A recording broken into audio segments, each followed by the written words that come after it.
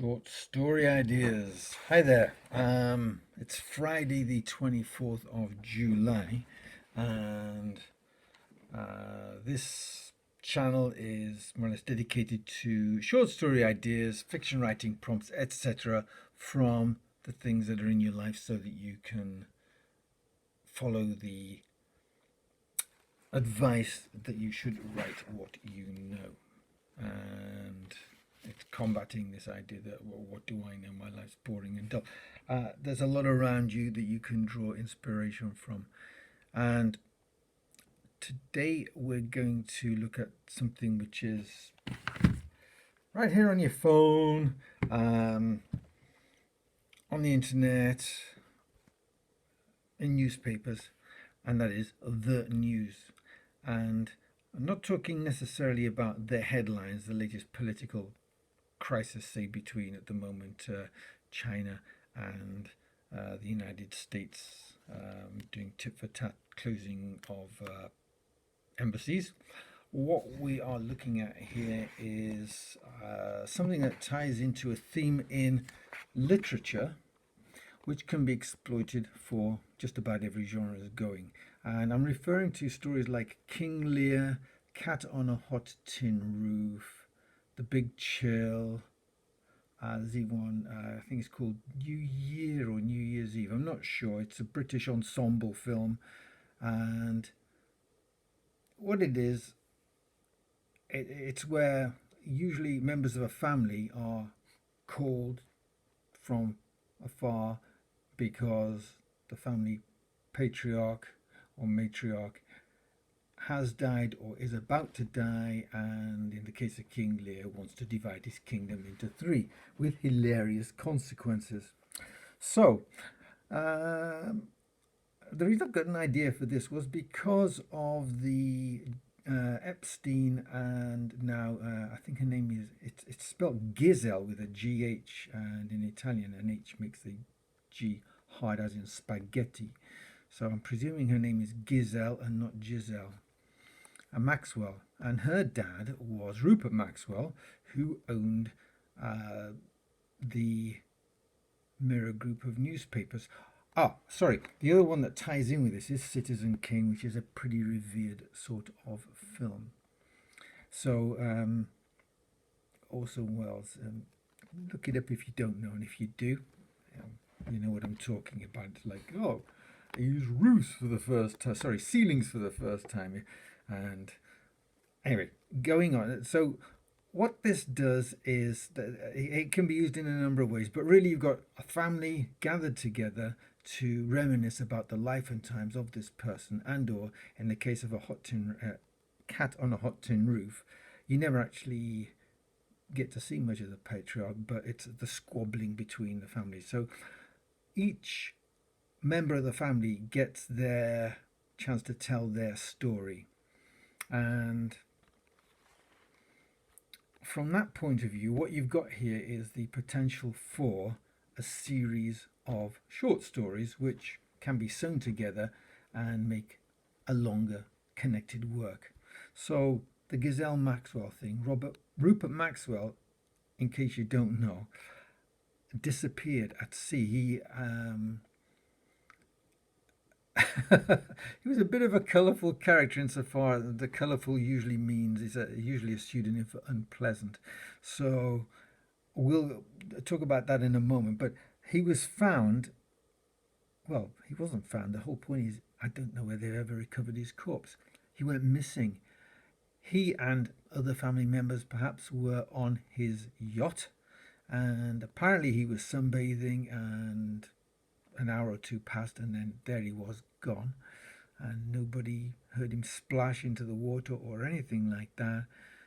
And after a certain amount of time, he was pronounced missing, presumed dead, and I believe, I might be wrong, but I believe his corpse has never been found.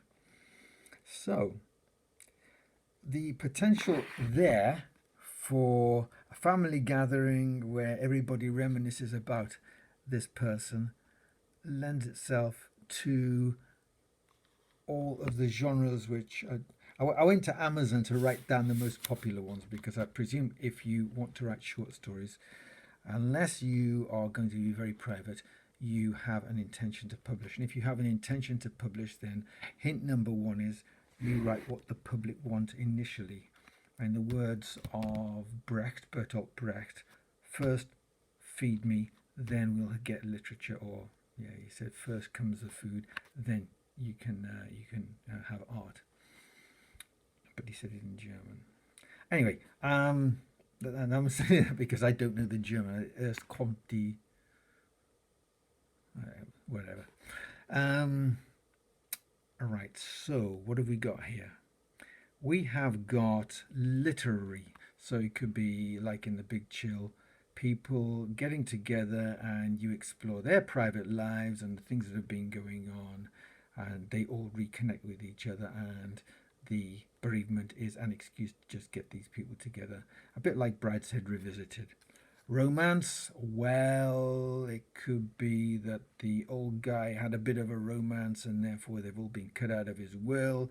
There could be a romance spotlight on the gathering, divorces, breakups, couples sort of deciding that they fancy each other and going off with one another. The maid falls in love with the awkward doctor or whatever, and vice versa. The up until now career woman discovers that the chauffeur, the butler, whatever, is a bit of all right, so she gets off with him. You write the romance, not my cup of tea. So I could be completely out of the off the wall there. Just sci-fi. This could be an admiral, and he's passing the baton on in wherever to one of his generals or whatever the rank is, and there's infighting between them. You know, crime mystery could be a who done it, a how done it, or a why done it. This man's body went missing. So, was it a family member? Was it an accident? How did they do it? Did they poison him first? Why did they do it? Did they discover that he was planning to cut them all out of their will? Was it like the murder on the Orient Express where... Oh, well, was it like Murder on the Orient Express, and you'll have to see the film, etc., to know what it is I'm referring to? Or was it not Murder on the Orient Express? Historical, well, King Lear set in the past, and Kagemusha, the Japanese film director, borrowed King Lear and made a Japanese, feudal Japanese samurai era, I think. I think it's a samurai. If I'm wrong, I apologize. But it's certainly about the same time as King Lear is supposed to be set, sort of from European Dark Ages right through to medieval, sometime around about then. So that could easily be done. It could be done in a Victorian or an Edwardian setting quite easily. Political, well, with all the things going on in the White House, I don't wish evil on anybody, but imagine a parallel universe where, with the amount of lack of gun control in America, somebody has taken a pot shot at somebody else and developed that yourself. Yeah, okay, I don't want to sort of, but let's just say I'm surprised that a lot of things haven't happened, which might have happened before now, and certainly did happen in 1963, unfortunately. So, and well, there were attempts on, was it Reagan's life? Ford. Someone was shot. Was Reagan shot? Was Ford shot? Ford, oh, crumbs. Anyway, Surreal. I'm not too sure about Surreal. Oh, well, okay. It's a locked room mystery. It's surreal insofar as the protagonist has to do all kinds of strange things in order to find out what happened to the person who disappeared for the rest of the family, or they hire in a specialist, and it turns out that he's, I don't know, was in league with the devil and something, and that again would tie in the next one, which would be horror.